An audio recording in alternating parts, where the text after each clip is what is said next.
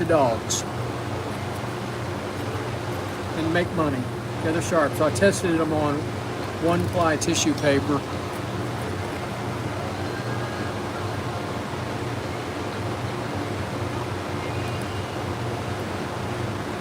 So they're cutting tissue paper well.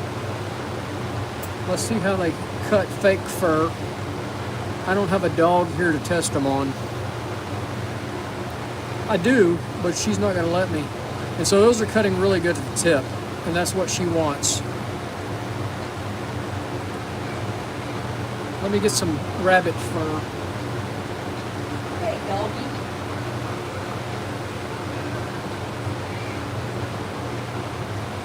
My dog is sitting right here at my feet, but she's a short hair, so she doesn't need her hair trimmed, and she won't let me anyway.